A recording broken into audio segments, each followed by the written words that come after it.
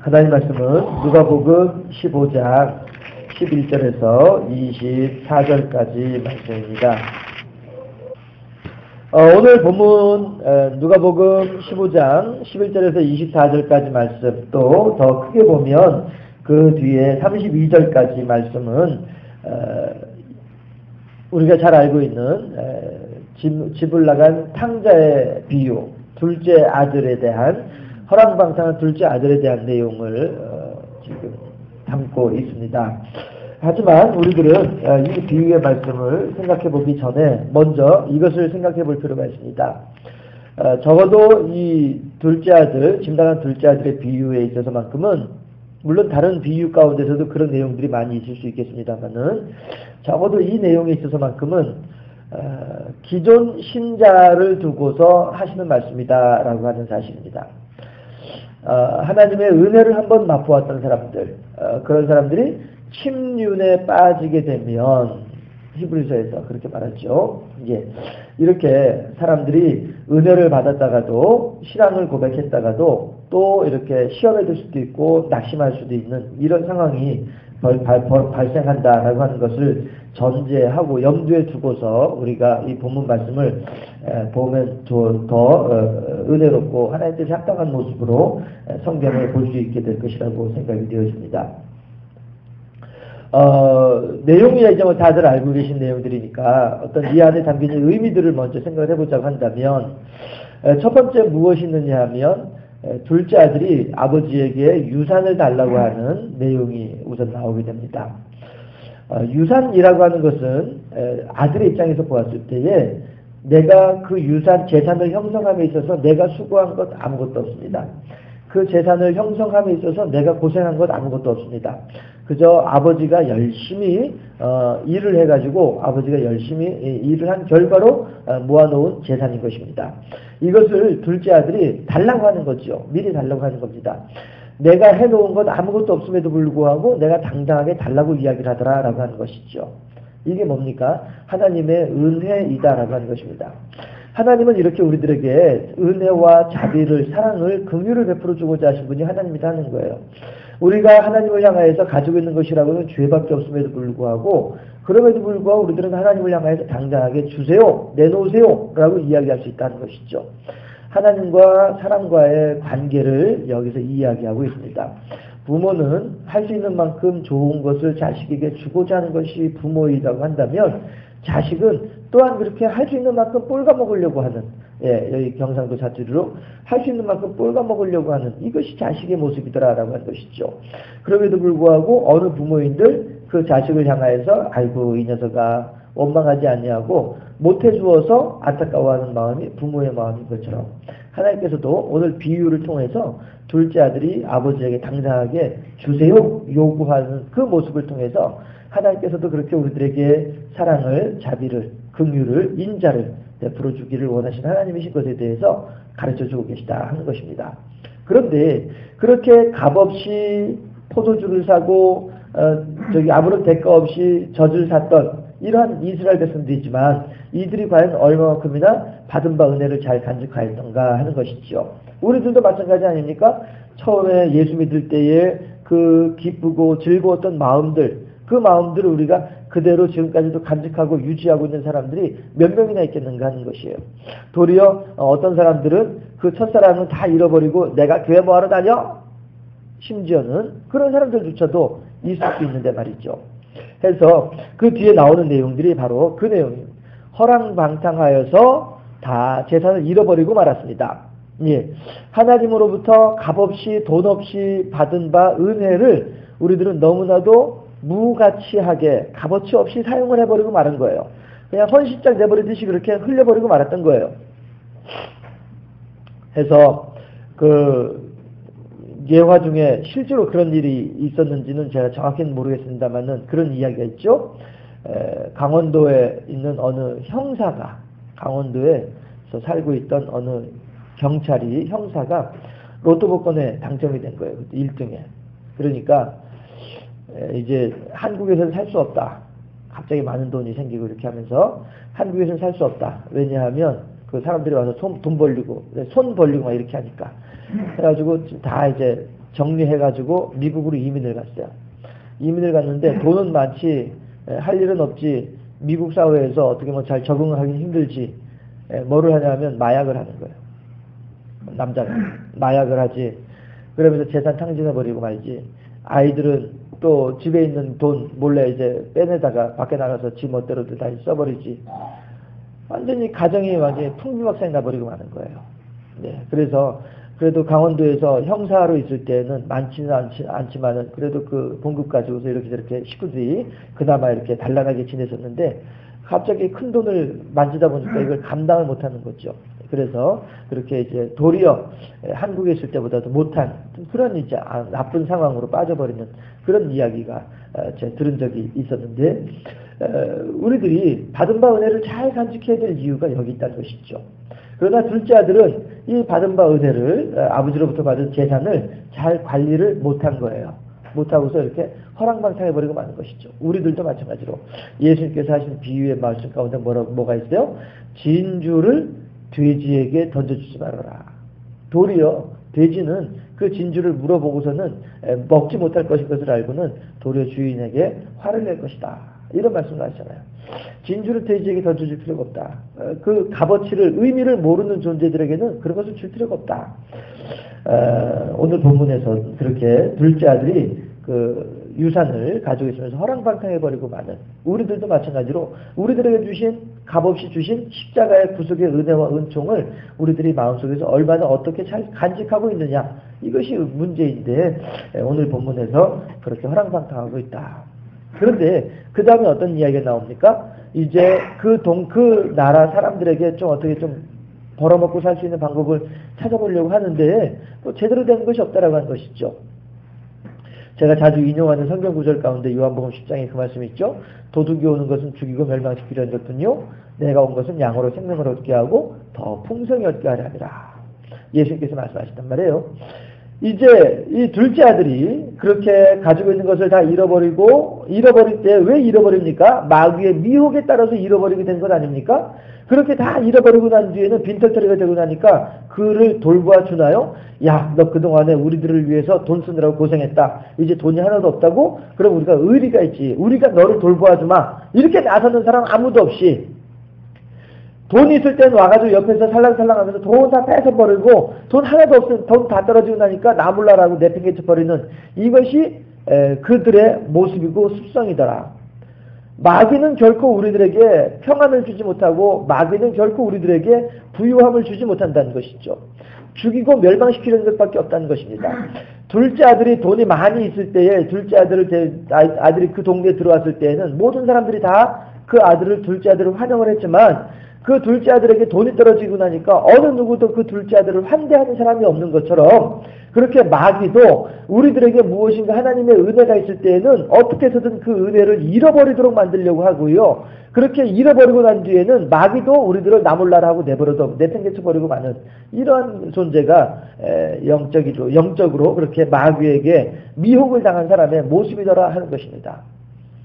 우리들도 사실 예전에 어떤 그런 어둡고 쓸쓸한 어떤 그런 터널을 지날 때에 그때 모습들을 생각해 보면 얼마나 외로웠고 얼마나 힘이 들었는가라고 하는 것이죠. 예, 이런 것처럼 둘째 아들이 지금 그러한 영적인 그러한 어두움의 지금 단계를 지나고 있더라 하는 것입니다. 그렇게 할 때 어떻게 됩니까? 밤이 깊으면 새벽이 멀지 않은 것처럼 우리들에게 고난이 깊어지게 되면 그만큼 하나님의 은혜가 가까워지는 것처럼 하나님의 은혜가 가까워지나요? 우리들의 마음이 하나님께로 가까이 가게 되는 것이죠. 결국은. 이렇게 둘째 아들도 마찬가지로 들판에서 돼지들하고 같이 쥐염 열매를 가지고 서로 먼저 먹으려고 돼지와 더불어 다투다 보니까 문득 떠오르는 것이 아버지 집이라고 하는 것이죠. 임사호천이라고 하는 말을 제가 사용을 했었죠. 사람이 죽음에 이르게 되면 죽을 것 같은 고통 가운데 임하게 되면 하나님의 이름을 부르는 것은 당연한 일이다라고 하는 것이에요. 그것은 염치 없는 일이 아니라 그것은 면목 없는 일이 결코 아니라 하나님께서 간절히 우리들에게 바라시는 모습이다라고 하는 것입니다. 어렵니 힘드니 나를 찾아야 될 거 아니냐. 너 괴로울수록 나를 불러야 될 것 아니겠느냐. 이것이 하나님의 마음이다라고 하는 것이죠. 너의 괴로움 가운데 너의 고통 가운데 그냥 너는 그냥 그렇게 지내는 것이 아니라 그러면 그럴수록 나를 더 간절히 찾고 찾아야 될 것 아니겠느냐. 그럼 내가 너를 만나주고 너에게 은혜를 베풀어 줄 텐데 이게 하나님의 마음이란 말이죠. 언제든지 팔 벌려서 손 벌려서 가슴으로 우리들을 안을 수 있도록 안을 준비를 하고 계신 분이 하나님이시다라고 하는 사실입니다. 오늘 본문에서도 그러잖아요. 예, 아직 서로가 거리가 먼데 예전 성경에서는 상거가 먼데 이렇게 나오잖아요. 아버지가 먼저 아들을 알아보는 거예요. 어떨 때요? 그렇게 아버지 집으로 돌아올 때에 하나님께서는 그렇게 우리들을 기다리고 계신다 하는 것이죠.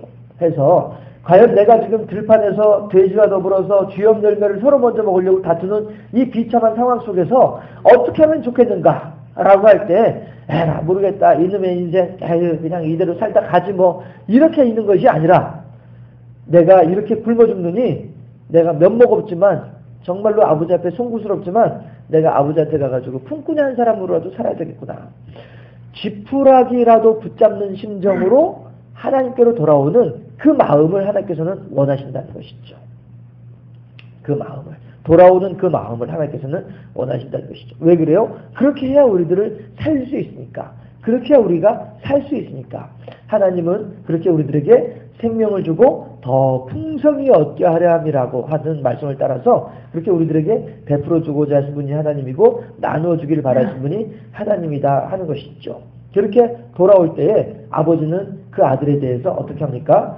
그동안에 아들은 아버지의 아들의 권리, 아버지의 아들의 권리, 그 권위에 대해서 헌신짝 버리듯이 버렸거든요. 그게 뭐예요? 허랑방탕하게 재산을 다 낭비한 것이, 탕진한 것이 그 모습인데, 그럼에도 불구하고 아버지는 아들을 다시 새 옷을 입히고 신발을 신기고 반지를 끼워준다는 거예요.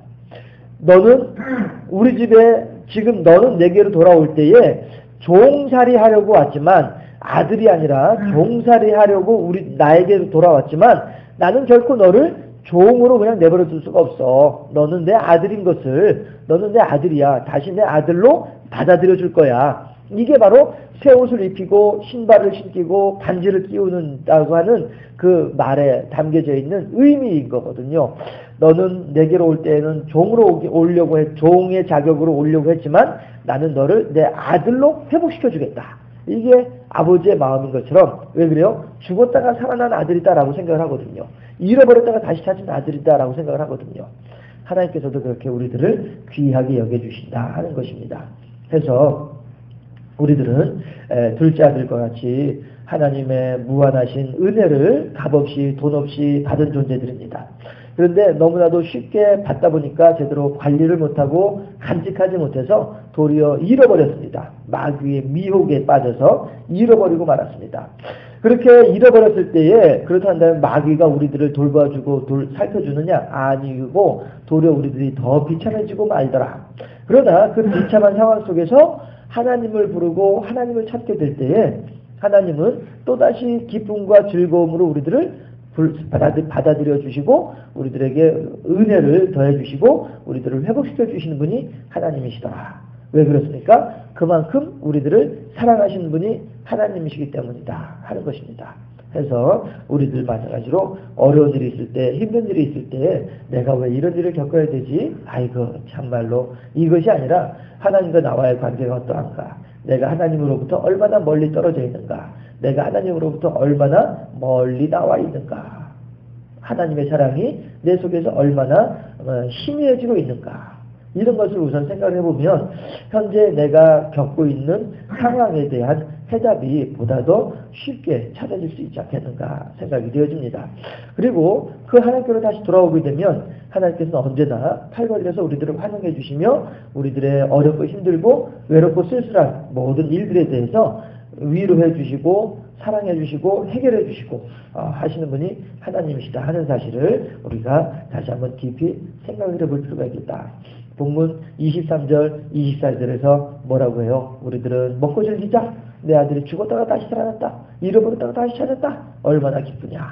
하나님께서 기뻐하고 계시다. 우리들이 하나님께로 돌아가게 되면 언제 돌아가든 어떠한 모습으로 돌아왔다는 자체 하나만으로도 기뻐하신 분이 하나님이시다 하는 사실을 우리가 깊이 생각을 하면서 하나님 이렇게도 우리들을 사랑하여 주시니 감사합니다. 하나님으로부터 사랑을 받을 만한 자격이 전혀 없는 부족하고 연약한 우리들임에도 불구하고 이만큼 사랑하여 주시니 감사합니다 하는 그런 하나님을 향한 감사의 기도가 늘 우리들의 삶 속에서 끊이지 말아야 되겠다 하는 것을 한 번 더 생각해 보게 됩니다. 따라서 오늘 기도 제목은 이렇게 생각을 해보았습니다. 첫 번째 기도 제목은요, 언제나 자비와 긍휼을 베풀어 주심을 감사합니다. 둘째 아들에게 이렇게도 큰 사랑을 베풀어 주시는 것처럼 우리들에게도 그렇게 사랑을 늘 베풀어 주고 계시니 참으로 감사합니다. 두 번째, 둘째 아들은 그 재산을 허랑방탕하게 다 탕진하고 말지만 우리들은 하나님으로부터 받은 바 은혜를 잘 간직하는 자가 되게 하여 주시옵소서. 둘째 아들을 통해서 우리가 교훈을 받고 가르침을 받고 깨달음을 받을 때에 하나님 그래요. 저는 둘째 아들 같지 아니하게 받은 바 은혜를 잘 간직하는 복된 사람이 될 수 있도록 하나님을 기쁘시게 하는 사람이 될 수 있도록 지혜를 더하여 주시옵소서. 첫 번째 기도 제목은요, 언제나 자비와 긍휼을 베풀어 주심을 감사합니다. 두 번째 기도 제목은요, 받은 바 은혜를 잘 간직하게 하여 주시옵소서. 주의 한번 하면서 두 가지 제목으로 말씀을 생각하면서 간절하게 기도하시고요. 제가 마무리하도록 하겠습니다. 기도합니다. 할렐루야. 고맙고 감사하신 아버지 하나님, 사순절 21번째 아침을 맞이하게 하여 주시니 감사합니다. 지금까지 열심히 달려온 귀한 발걸음들이 또한 앞으로 남은 시간들도 그렇게 하나님께 큰 영광 돌려드리는 아름다운 손길들 발걸음들 될 수 있도록 주여 지켜주시고 붙잡아 주시기를 소망하고 원하옵나이다. 하나님이시여, 오늘 본문 말씀을 따라서 둘째 아들과 같지 아니하여 하나님이 허락하신 바 은혜와 사랑을 늘 깊이 가슴에 새기는 우리들이 될 수 있도록 하시고 늘 그 하나님을 향하여 감사하며 그 하나님을 향하여 사랑을 고백하는 지혜로운 삶을 살아가는 우리 모두가 될 수 있도록 주여 인도하여 주시옵소서. 때가 악함으로 세월을 아끼라고 하나님께서는 말씀하고 계시는데 하나님, 우리들이 하나님의 사랑을 떠나서 어디에서 무슨 유익을 얻을 수 있겠나이까? 하나님께서 허락하신 시간을 잘 활용하는 우리가 되게 하시옵시고 하나님께서 허락하신 은혜와 자비를 늘 깊이 감사한 우리가 될 수 있도록 하시옵소서. 하나님을 사랑하는 우리가 되게 하시고 하나님을 기뻐하는 우리가 되게 하시며 하나님께 큰 영광 돌려드리는 삶을 살아가는 우리 모두가 될 수 있도록 주여 인도하여 주시기를 소망하고 원하옵나이다. 감사합니다. 영광 받아 주시고 예수 그리스도 이름으로 기도드리옵나이다. 아멘.